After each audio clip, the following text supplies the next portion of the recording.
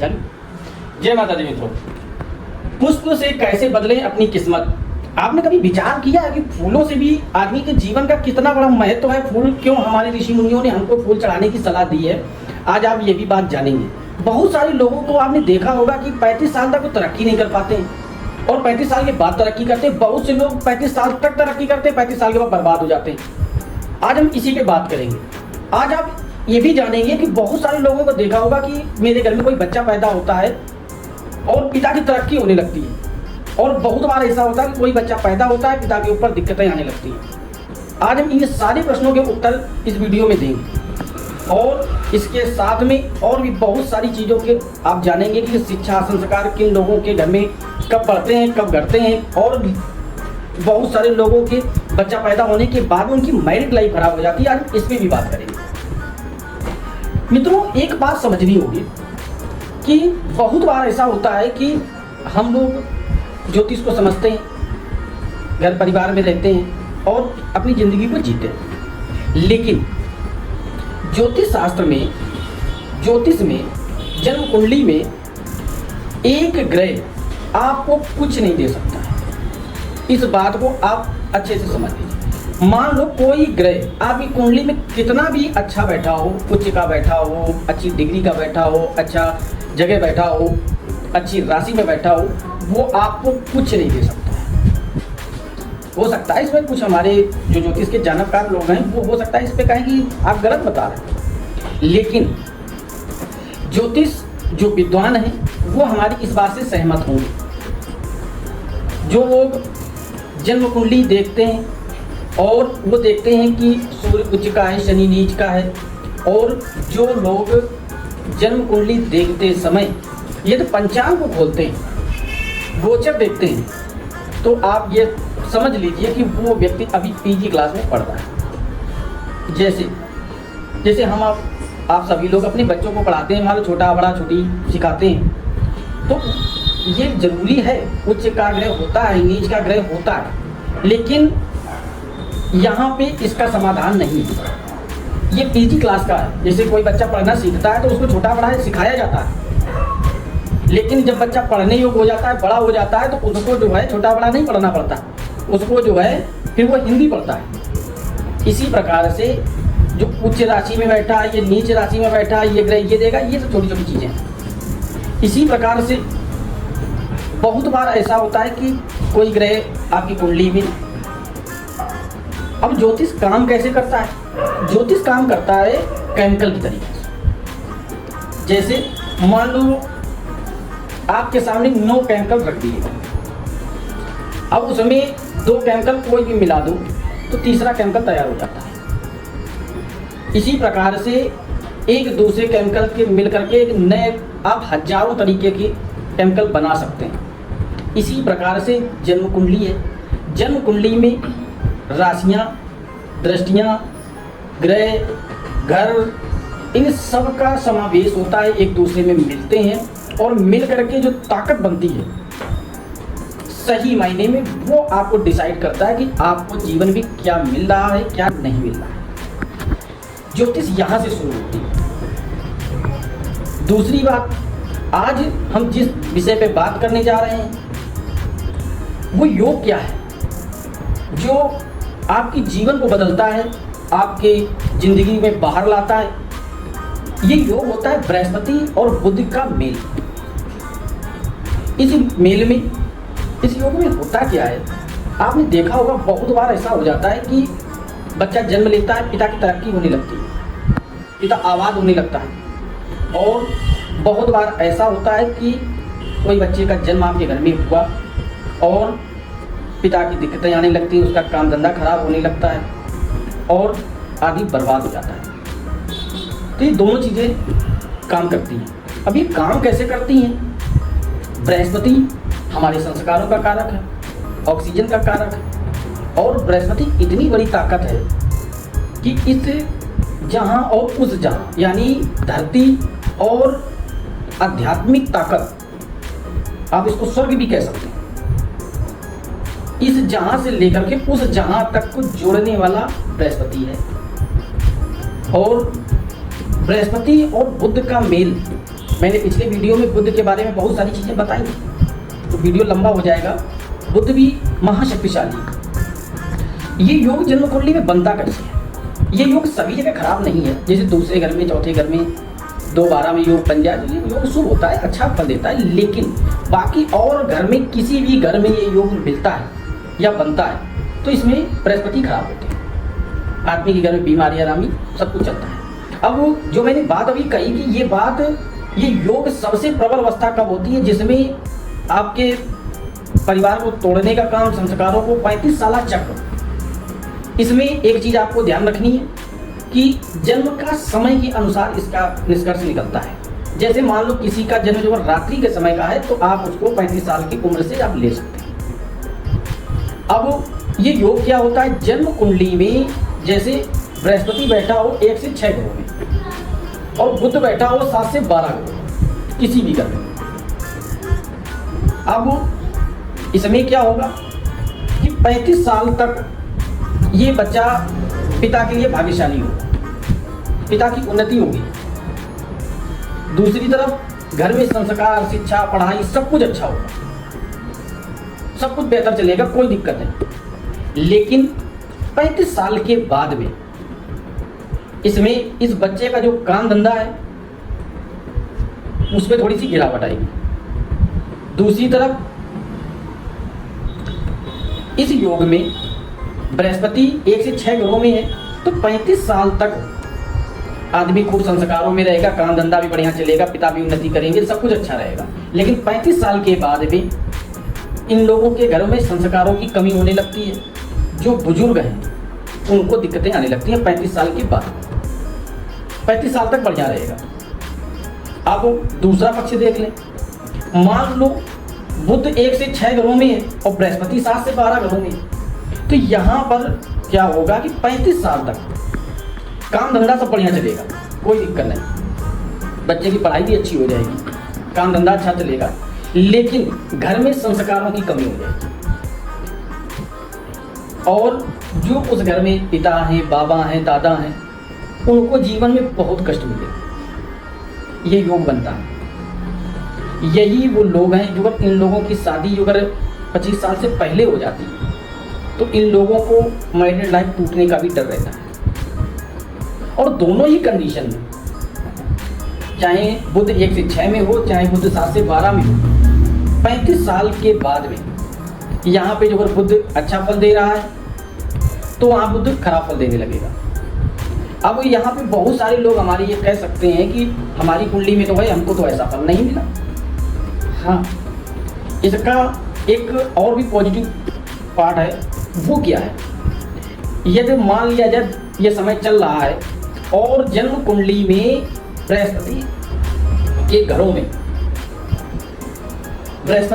में जो अगर सूर्य या शनि शुभ होकर के कोई आ गए, जैसे 2, 5, 9, 12 इन घरों में, तो बृहस्पति को सपोर्ट मिल जाएगी, फिर संस्कार भी रहेंगे, शिक्षा भी रहेगी, सब कुछ अच्छा रहेगा, तो बुरा प्रभाव नहीं होगा।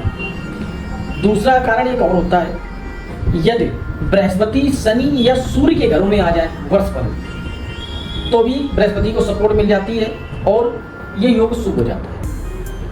यदि ये दोनों कंडीशन नहीं लगती या सूर्य और शनि खराब हो या ये कंडीशन नहीं लगती है तो फिर बहुत मामला खराब होता है। ऐसा बच्चा अपने परिवार के लिए खराब होता है, मैरिड लाइफ खराब हो जाती है और आदमी का व्यापार, काम धंधा, संस्कार सब कुछ खराब होने का काम होता है।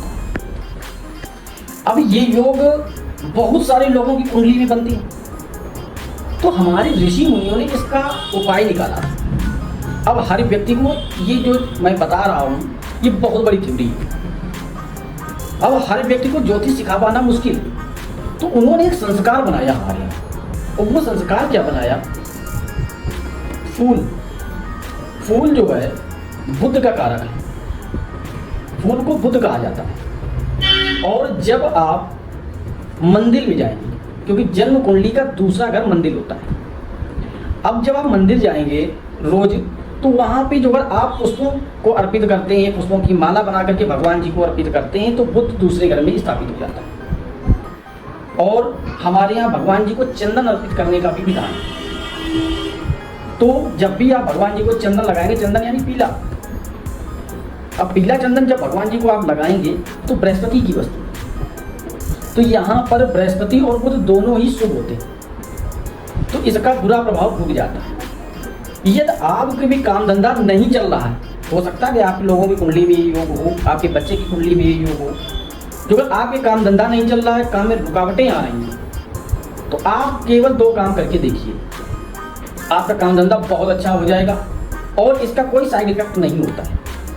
आपको हर रोज एक गेंदे के फूल की माला या आपको जो भी फूल मिलते हैं, क्योंकि सारे ही फूल बुद्ध में आते हैं, पुष्पों की माला बनाओ और भगवान जी को अर्पण करना शुरू कर दो। 43 दिन लगातार करना, गैप ना होने, माला रोज अर्पित करो और इसके साथ में आपका काम धंधा इतने से ही उठना शुरू हो जाएगा। दूसरी तरफ जो अगर मान लिया जाए कि आपके घर में संस्कारों की भी कमी हो रही है, काम धंधे भी गड़बड़ हो रहे हैं, तो आपको करना क्या है, आपको फिर करना है कि आपको थोड़ी सी चने की दाल आपको और पुष्प की माला, आपको दोनों चीज़ें मंदिर में देनी पड़ेगी। 43 दिन लगातार आप दीजिए और इसके बाद में मंदिर में जो अगर आपको कन्याएं मिल जाए छोटी छोटी, तो उनको कुछ मीठा दे करके उनके पैरान लगा करके उनके जो है आशीर्वाद लेना शुरू कर दो। आपकी पूरी बंद किस्मत आपकी चमकना शुरू हो जाएगी और आप जीवन में कोई भी काम आप कर रहे हैं, बिजनेस है, व्यापार है, नौकरी है, जो भी आपकी प्रॉब्लमें हैं, 100% आराम मिलेगा आपको। आप करके देखिएगा, आपकी ज़िंदगी बदलती नजर आएगी। और यही योग की वजह से बहुत सारी दुनिया परेशान है। तो हमारे ऋषि मुनियों ने इसीलिए मंदिर में भगवान को पुष्प चढ़ाने का विधान बनाया था कि हर व्यक्ति को ये समझा पाना मुश्किल है, तो भगवान जी को पुष्प अर्पित कर दो। तो जब पुष्प अर्पित करते रहेंगे तो ये योग कभी बुरा फल नहीं देगा, क्योंकि दूसरे घर में बुध राजयोग कारक होता है। आदमी पैसा कमा ही लेगा और घर में संस्कार, शिक्षा सब कुछ बढ़िया हो जाएगा। यही कारण था भगवान को पीला चंदन लगाने का, भगवान को पीला चंदन से स्नान करवाने का, हल्दी से स्नान करवाने का। इसीलिए बहुत जगह आपने देखा होगा तो भगवान जी को हल्दी से स्नान कराया जाता है। बहुत बार जब भी रुद्राभिषेक इत्यादि होता है तो हल्दी के पानी से भगवान का अभिषेक किया जाता है। वो इसीलिए किया जाता है ताकि ये बुरा प्रभाव खत्म हो जाए। ये योग बहुत प्रभावशाली होता है, यहाँ तक कि ये योग जो अगर बुरा प्रभाव जागृत हो जाए तो संतान पहली बात तो होने ही नहीं देता, और संतान हो गई तो दिक्कतें बहुत सारी आती हैं। तो यह भी बुरा प्रभाव होता है, संतान को भी रोकता है ये बुरा प्रभाव। इसके साथ में जो अगर ये प्रभाव बहुत ज़्यादा स्थिति में खराब हो जाए और कई लोगों के मान लो बच्चे के भी कुंडली में आ गया, पिता की भी कुंडली में है, तो अब ये प्रभाव दोनों तरफ से बुरा प्रभाव देगा। पिता भी परेशान और पुत्र भी परेशान। बहुत सारी पीढ़ी में आपने देखा होगा कि 2-2, 4-4 पीढ़ियाँ गुजर जाती हैं, उनके घर में कोई व्यापार करना जानता ही नहीं। उनके पिताजी भी नौकरी करते रहे, उनका बच्चा भी नौकरी कर रहा है और उनका भी बच्चा नौकरी कर रहा है। 3 पीढ़ी 4 पीढ़ी से आप देखते चले आइए, उनके यहाँ कोई नौकरी, सभी लोग नौकरी कर रहे हैं। अब नौकरी आज सरकारी हो गई, बेशक आज सरकारी नौकरी का बहुत बड़ा महत्व है, लेकिन नौकरी नौकरी होती है, आप किसी के अधीन होते हैं, जबकि व्यापार आप स्वयं के मालिक होते हैं। सरकारी नौकरी में आज फैसिलिटी ज़्यादा, पैसा ज़्यादा और आदमी तरक्की करता है। तो इस युग में आदमी बहुत तरक्की भी करते हैं और जो अगर ये बुरा प्रभाव जागृत हो जाए तो बहुत सारे लोग 35 साल तक, आपने देखा होगा उनकी शादी 22-23 साल में हो गई, 22-23 साल के बाद में उनकी जीवन बढ़िया चलता रहा, लेकिन जैसे ही 35 साल लगा उनकी पता लगा वाइफ का तबीयत खराब होने लगी, कभी कभी तलाक हो गया, कभी बच्चे अलग हो गए, कभी कुछ हो गया, कभी कुछ हो गया। यही योग होता है। यही योग आपने देखा होगा कि 35 साल तक बहुत उन्होंने प्रयास किए, नौकरी के, व्यापार के बहुत बार प्रयास किए, लेकिन वो सफल नहीं होते हैं और 35 साल के बाद बहुत जल्दी सफल हो जाते हैं। यही कारण होता है। यही कारण होता है कि आपने देखा होगा कि पहले 35 साल तक उन्होंने बहुत सब कुछ कर चुके हैं, खूब ऐसी भी करी, सब कुछ किया, पैसा भी कमाया, पैसा बर्बाद भी किया, सब कुछ किया उन्होंने, लेकिन 35 साल के बाद में वो बड़े ही प्यारे संस्कारी बन के जीवन जीने लगते हैं। आदमी कहता अरे वाह वाह वाह बच्चा सुधर गया। अरे भाई बच्चा नहीं सुधर गया, उसकी जन्मकुंडली का समय बदल गया। ये योग होता है। इस योग को अच्छा हमेशा अच्छा बना रहे तो भगवान जी को पुष्प अर्पित करते रहो और पुष्प अर्पित करने से, मान लो आपकी जन्म कुंडली भी योग नहीं है तो भी आपकी जन्म कुंडली में कहीं ना कहीं तो बुध बैठा ही होगा, कहीं ना कहीं तो बृहस्पति बैठे ही होंगे। अब जिस भाव में बैठे हैं उस भाव का और दूसरे घर का मिला जुला फल आपको मिलने लगेगा, यानी अब आपकी तरक्की निश्चित। यही कारण है कि हमारे ऋषि मुनि, हमारे जो बड़े बुजुर्ग हमेशा कहते रहे मंदिर जाया, क्योंकि मंदिर में बहुत बड़ी ऊर्जा का पिंड है। इसके महत्व को मैं बताऊंगा, आगे एक वीडियो शूट करूंगा, उसमें बताऊंगा मंदिर में ऐसी कौन कौन सी चीज़ें होती हैं जिससे लोगों का जीवन बदलता है। और हमारे भगवान जी को जो कुछ चढ़ाया जाता है उसके पीछे कुछ ना कुछ साइंस जरूर है। ऐसी कोई चीज़ नहीं है जिसके पीछे कुछ ना कुछ वैज्ञानिक कारण ना हो, उसके पीछे कुछ ना कुछ साइंटिफिक रीजन ना हो। हर चीज़ मंदिर में आप जो कुछ होता है, चाहे वो घंटा बजाना हो, चाहे वो जल चढ़ाना हो, चाहे वो फूल चढ़ाना हो, चाहे वो पंचामृत का भोग लगाना हो, मेवा चढ़ाना हो, चंदन लगाना हो, अक्षत लगाना हो, नारियल चढ़ाना हो, चुन्नी चढ़ाना हो, हर चीज़ आप जो कुछ भगवान जी को अर्पित करते हैं उसके हर एक चीज़ के पीछे इतनी बड़ी साइंस है कि आप जो अगर हम मंदिर की इन सभी साइंसों के बारे में आपको बताना शुरू कर दें तो 10-20 वीडियो बन जाएंगे कम से कम, फिर भी पूरा नहीं हो सकता। हर चीज के बारे में मंदिर में आपने देखा होगा बहुत जगह लोहे का त्रिशूल लगा होता है, इसका क्या रीजन? हमारी मंदिर गोल क्यों है, इसका क्या रीजन? हमारी जो जितने भी पुराने मंदिर हैं आपने देखा उनका गुम्मद गोल होता है, क्यों भाई? आपने कभी गौर किया? अब जो हमारी पुरानी मंदिर है उनका जो गर्भगृह है उसका जो दरवाजा हमेशा छोटा लगाया जाता, क्यों लगाया जाता? और उसमें कोई रोशनदान भी नहीं होता, क्यों भाई? मंदिर के अंदर जोत जलाने का क्या विधान है? मंदिर के अंदर जो आध्यात्मिक चीजें हैं उसकी ऊर्जा को किस तरीके से संग्रह किया जाए और हर व्यक्ति को वहां मिले, जो लोग वहां जाते हैं वो आध्यात्मिक ऊर्जा को प्राप्त करें। आप जितने भी पुराने मंदिर हैं और हर मंदिर में शंकर जी के मंदिर का अलग विधान है, देवी जी के मंदिर का अलग विधान है, गणेश जी के मंदिर का अलग विधान है, शंकर जी के मंदिर का अलग विधान है, मतलब हर देवी देवता के मंदिर का अलग विधान है। हमारी ज्योतिष में सब कुछ अलग अलग बताया गया है कि हनुमान जी के मंदिर में जाने से क्या चीज़ मिलती है, शंकर जी के मंदिर में जाने से क्या चीज़ मिलती है, देवी जी के मंदिर में जाने से क्या चीज़ मिलती है। और हर चीज़ के पीछे इतना बड़ा साइंटिफिक रीजन है, कारण है, इतनी बड़ी साइंस छिपी है कि इसको समझने के लिए आपको बहुत समय लगना पड़ेगा। हर चीज़ के पीछे बहुत बड़ा कारण है। और लोग कहते हैं ना मंदिर में क्या रखा है, अरे भाई उसकी साइंस को जब समझ जाओगे ना तो जीवन बदल जाएगा आपका। हर चीज के पीछे हमारे सनातन धर्म में ऐसा कुछ भी है ही नहीं जिसके पीछे कुछ ना कुछ रीजन ना हो, चाहे वो हमारे संस्कार हो, चाहे वो मंदिर हो, चाहे वो आध्यात्मिकता हो, चाहे हर मंत्र के पीछे कुछ ना कुछ ताकत है। हर शब्द में जो भी मंत्र का एक एक शब्द को बड़ा चुन करके एक एक शब्द को बोला गया है, चाहे वो ओम शब्द हो, चाहे वो कोई मंत्र हो, या किसी चीज का जाप करने का विधान हो, बैठने का विधान हो, हर चीज के पीछे बहुत बड़ी साइंस है। तो जो अगर आपके जीवन में इस तरीके की कोई प्रॉब्लमें चल रही हैं, आप सिर्फ इतना करो कि आप मंदिर में जाइए, भगवान को प्रणाम करो, एक लोटा जल चढ़ाइए और वहां पर जाकर के भगवान जी को एक सुंदर सी माला बना के घर से लेके जाओ और भगवान जी को अर्पण करो, एक लोटा जल चढ़ाओ और पीला चंदन लगाओ। और जो अगर आपके घर में संस्कारों की ज़्यादा कमी आ रही है, दिक्कतें ज़्यादा चल रही हैं, तो आपको थोड़ी सी चने की दाल रोज देना मंदिर पे शुरू करो। आप थोड़े दिनों के बाद देखेंगे कि आपके घर से बीमारी, कलेश सब कुछ शांत होता नजर आएगा, पैसे की स्थिरता अपने आप बनने लगेगी और खुशियाँ अपने आप आने लगेंगी और आपका जीवन बदलता नजर आएगा। तो मित्रों, आप जो अगर कुछ नया जानना चाहते हैं तो आप मुझे कमेंट करके ज़रूर बताएं, मैं पूरा प्रयास करूंगा आपके प्रश्नों के उत्तर देने के लिए। तो मिलते हैं अगले नेक्स्ट वीडियो में। जय माता दी।